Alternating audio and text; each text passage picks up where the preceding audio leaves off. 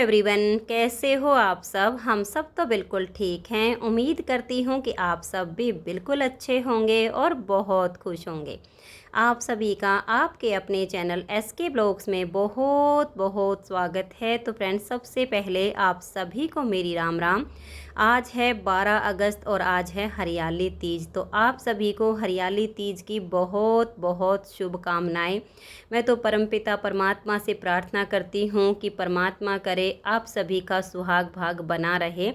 और अभी ये दोपहर लगभग 2:30 बजे का टाइम है और अब मैं आज दोबारा से नहा के आई हूँ। एक बार तो सुबह नहा ली थी तो मैंने लोअर टी शर्ट ही पहन लिया था। आज तीज है तो मन किया कि नया सूट पहन लेती हूँ।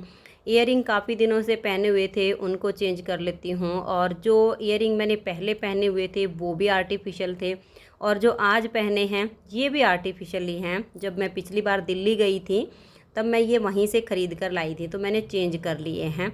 और कुछ के कानों में आर्टिफिशियल जो ईयरिंग होते हैं ना, वो ज़्यादा देर तक पहन नहीं पाते हैं, लग जाते हैं। तो मेरे कानों में ऐसा कुछ भी नहीं होता है। ये पीतल के ईयरिंग है, वही मैंने पहने हैं। छोटी छोटी सी बालियाँ हैं।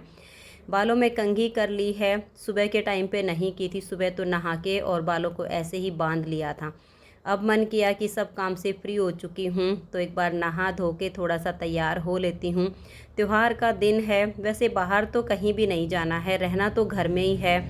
जब एक टाइम था, बच्चे थे तो झूला भी झूलते थे, सब काम करते थे।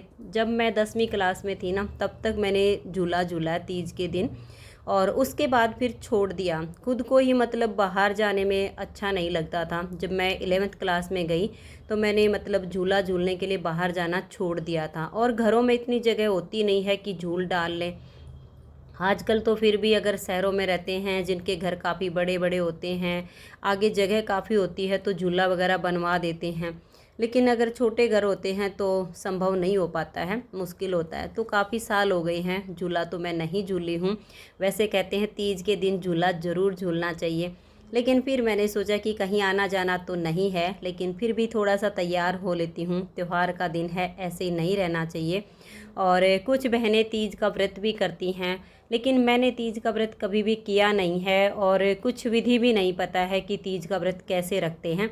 लेकिन बताया जाता है कि तीज का व्रत रखना चाहिए, काफ़ी अच्छा होता है। बट मैंने अपनी लाइफ में कभी भी नहीं किया है। और जो चूड़ियाँ आज मैं पहन रही हूँ ये तीज की कोथली में आई थी मायके से। और जो सावन लगते ही मैंने 6 6 चूड़ियाँ हरे रंग की पहनी थी, उनमें से 3 3 चूड़ियाँ तो मेरी मुल गई, 3 3 बची हुई थी।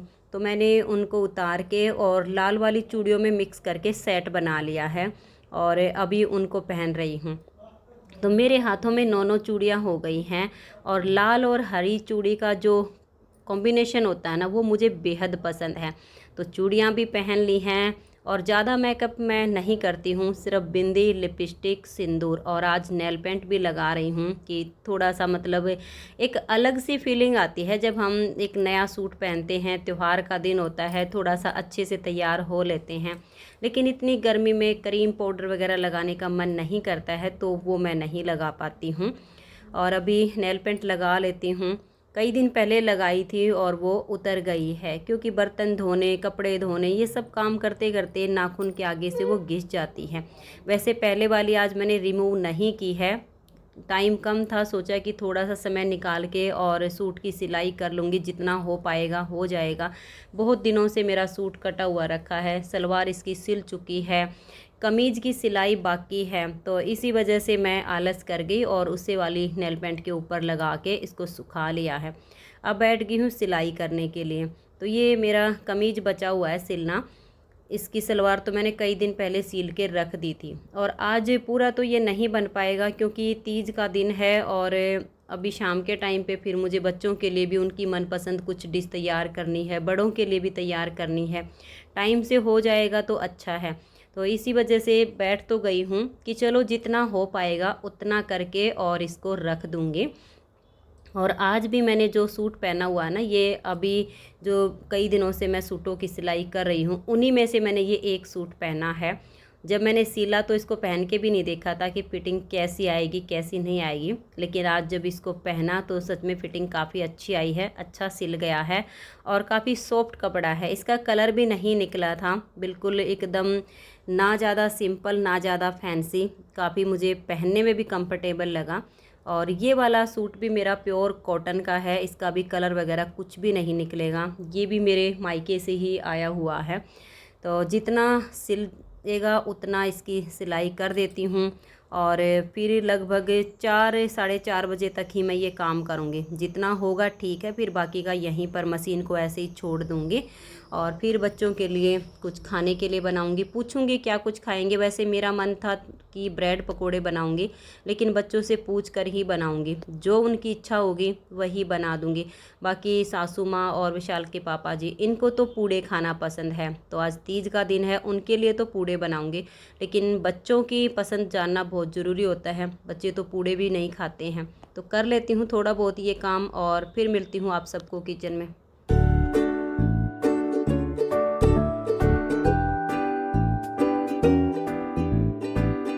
तो ये अभी शाम 4:30 बजे का टाइम है। अभी किचन में आई हूँ, बच्चों के लिए कुछ खाने के लिए बनाऊँगी। बच्चों से पूछा था मैंने कि बेटा आज तीज का त्यौहार है, ब्रेड पकोड़े बनाऊँ, समोसे या पकौड़ी, क्या खाने की इच्छा है? तो दोनों बच्चे कहने लगे कि मम्मी तला हुआ खाने की कोई भी इच्छा नहीं है, आप है ना हमारे लिए सैंडविच बना दो और हमारे लिए वो हेल्दी भी होगी। तो विशाल अभी जाके ब्रेड, पनीर ये सब चीज़ें लेके आ गया है। खीरे भी ख़त्म हो गई थी तो वो खीरे भी लेकर आया है, क्योंकि घर में तो सिर्फ प्याज टमाटर वगैरह रखे हुए थे और फिर आज सुबह का काम चल गया था। फिर मुझे ये था कि शाम के टाइम पे तो समोसे ब्रेड ये चीज़ें बनाऊंगी, तो खीरे के बगैर काम चल जाएगा, कल सुबह मंगवा लूँगी। फिर विशाल बोलने लगा कि हमें तो सैंडविच खानी है और उसमें खीरा भी होना चाहिए, प्याज टमाटर सब चीज़ें होनी चाहिए। तो फिर मैंने बोला बेटा ये सब चीज़ें तो ख़त्म हो चुकी हैं। फिर ये मार्केट गया, पनीर लेकर आया और खीरे लेकर आया, तो ये सारी चीज़ें मैंने काट के तैयार कर ली हैं।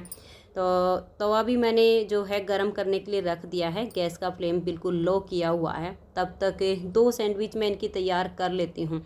और देखिए सबकी अपनी अपनी चॉइस होती है, किसी को इसमें चीज़ पसंद होती है डालना, लेकिन मेरे बच्चों ने मना कर दिया, जबकि घर में रखी हुई है, चीज़ भी रखी हुई है, सारी चीज़ें रखी हुई हैं और मैंने बाहर निकाल के भी रख ली थी, पर लेकिन बच्चे बोलने लगे कि मम्मी इसमें कुछ नहीं बनना है, हल्की सी सॉस लगा देना और बाकी ये सारी सब्जियां वगैरह जो कच्ची आपने काट के रखी हैं और पनीर, इन्हीं चीज़ों से हमें तैयार करके देना, वो चीज़ें हमें नहीं चाहिए हैं। तो अभी पहले 2 को तैयार कर लेती हूँ, हल्का सा तवा गरम हो जाएगा तब तक, और फिर एक एक उनको खाने के लिए दे दूँगी, तो फिर साथ के साथ दूसरी भी तैयार हो जाएगी। तो आप सब भी आइए और सैंडविच खा लीजिए। पहले बच्चों का पेट भर देती हूँ और फिर बाद में एक बार किचन की साफ़ सफाई करके और फिर बड़ों के लिए पूड़े बनाने की भी तैयारी करनी है। काफ़ी टाइम लग जाता है, थोड़ा थोड़ा सा काम दिखता है लेकिन ये सब करने में बहुत ज़्यादा टाइम लग जाता है। तो सबसे पहले बच्चों का काम कर देती हूँ, तब तक विशाल के पापा जी दूध लेकर आ जाएंगे, क्योंकि वो 4 बजे चले गए और आएंगे लगभग 7:30 बजे। और सासू माँ भी घूमने के लिए जैसे चली गई है, तो वो भी 7:30 बजे के आसपास बाहर से घूम के आएगी। तो तब तक मैं तैयारी कर लूँगी सब काम करके और उनके आने के बाद फिर पूड़े बनाना शुरू करूँगी। और एक एक तो दोनों बच्चों ने ऐसे ही कच्चा खा लिया है और फिर बोलने लगे कि हमारे लिए एक आध ऐसे घी में पका के दे दो। तो आप सब भी आइए और हमारे साथ सैंडविच खा लीजिए।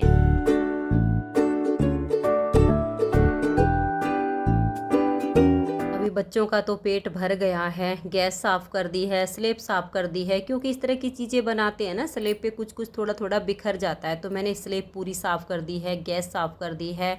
और अब पूड़े के लिए घोल बना के रख देती हूँ, क्योंकि बर्तन भी काफ़ी सारे हो गए हैं, बर्तन वगैरह साफ़ करूँगी तब तक पूड़े का जो घोल है ये अच्छे से तैयार हो जाएगा, क्योंकि मैंने इसमें सूजी और गेहूं का आटा डाला है, तो सूजी फिर थोड़ी सी फूल जाती है और आइडिया हो जाता है। अगर घोल ज़्यादा गाढ़ा हो जाएगा तो मैं इसमें थोड़ा सा पानी बाद में और मिक्स कर दूँगी, इसी वजह से इसको पहले बना के रख रही हूँ कि बर्तन वगैरह साफ़ करूँगी तब तक ये बिल्कुल अच्छे से सूजी हमारी फूल के तैयार हो जाएगी।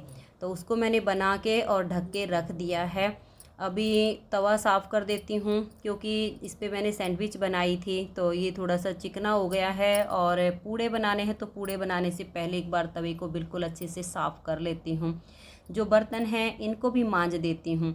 और एक साथ अगर बर्तन मांजने लगो ना तो इतने सारे हो जाते हैं कि वैसे ही नहीं समझ में आता है कि अब इतने सारे बर्तनों को मांज मांज के मैं कहाँ पे रखूँगी। तो मेरी तो ये हैबिट है कि खाना बनाती हूँ चाहे सुबह का या शाम का, उससे पहले जो बर्तन होते हैं पहले उनको मांज के और उनको रख देती हूँ। एक तो ये होता है कि कोई भी मतलब कटोरी या गिलास चम्मच वगैरह कम नहीं पड़ती हैं। अगर हम सारे बर्तन जूठे इकट्ठे करते जाएं तो ऐसे में मतलब खुद की भी ज़्यादा मतलब मेहनत लगती है। और कई बार ऐसा भी होता है कि कटोरियाँ सारी सिंक में इकट्ठी हो जाती हैं, तो फिर सब्जी डालते टाइम या कुछ और चीज़ें चाहिए होती हैं तो उनकी कमी हो जाती है। तो मेरी ये आदत है कि मैं चाहे सुबह का खाना बना रही हूँ चाहे या दोपहर में कुछ काम कर रही हूँ, अगर बर्तन रखे होते तो पहले उनको साफ़ करके और लगा देती हूँ, फिर मैं गैस के पास जाती हूँ खाना बनाने के लिए। तो बर्तनों को जो है अभी साफ़ करके रख देती हूँ, तब तक घोल तैयार हो जाएगा और फिर पूड़े बनाने लग जाऊँगी।